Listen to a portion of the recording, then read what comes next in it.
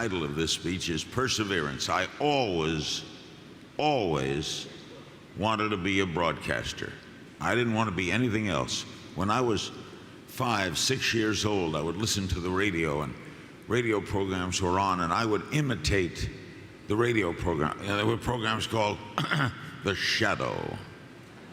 And a man would come on and say, "Who knows what evil lurks in the hearts of men? The shadow knows." And then I'd run into my bathroom, close the door, look in the mirror, and do the same thing.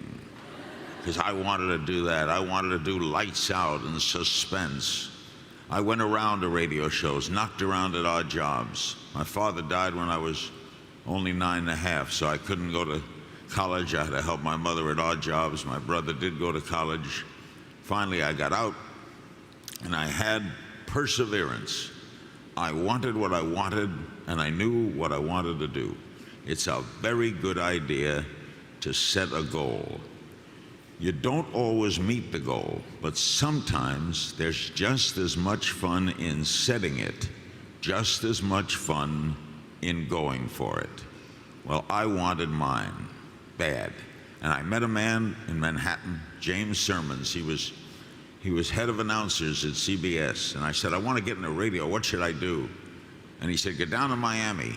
It's a big city, got a lot of stations, no union. So they're either men and women on the way up or on the way out." So I went down to Miami, stayed with my uncle in a little condominium, and knocked on doors, got thrown out by radio stations. But one station, a small station, hired me. And they said, "We think you have some talent. The first person gets fired or leaves, you got the job." Wow, I hung around that station. I swept up the floors. I watched them do news. I watched them do sports. I watched them do disc jockey work, interviews, anything, just to absorb it, waiting for my break. Then one day I got it. On Friday, the general manager called me in. He said, "Larry, Tom Baird just quit. He quit because he was making $50 a week, and his alimony was $60 a week." Tom Baird, not a mathematical genius, figured out that he cannot survive. So he said, "He's leaving, you got the job." This was Friday. "Monday morning, you'll be on the air from 9 to 12. You'll play records and you'll talk. In the afternoon, you'll do sports and news. You'll be paid $50 a week. Go get them."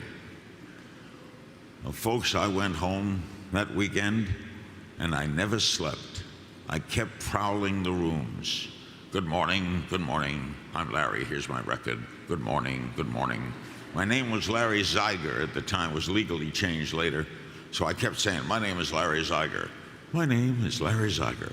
Good morning. How does this sound? My name." I never slept. Now I get to the radio station. It's the morning of my debut, May 1st, 1957. My dream is about to come true. The general manager of the station called me in. He said, "We're ready for you, Larry. We wish you a great career. What name are you going to use?" I said, "I got to go on the air in 5 minutes, and I don't have a name." He says, "Well," and he had the paper open, the Miami Herald, and there was an ad for King's Wholesale Liquors. And so he said, why not Larry King?" I said, "Why not?" So I was Larry King. Now I go into the broadcast booth. Picture this. My theme song is Les Elgart swinging down the lane. Da-da-da-da-da-da-dum, da-da-da-da-dum. I'm going to fade the record, turn on the mic, and speak. I fade the record, I turn on the mic, nothing comes out. I bring up the record, I fade the record, and then I look at the clock, it's 4 minutes after 9, and I say to myself, well, I tried, but I can't do it. I don't have the guts. I thought I had it. I don't have the persistence. I thought I had it. Maybe I just wasn't cut out for it. I'm too scared. And the general manager kicked open the door to the control room, and he said, "Larry, this is a communications business, damn it, communicate." And he shut the door. And I did something then that I would do today, and I learned something then that I would do today, and that was be honest. I turned on the mic, faded the record, And I said, ladies and gentlemen, good morning. This is my first day on the radio. My name is Larry King. That's the first time I've ever said that. I have been sitting here scared to death, and you've been hearing music going up and down, probably wondering if there was an earthquake in the station. But I want to tell you, I was scared to death, because all my life I wanted to be in radio. Now I had my chance, and I was scared.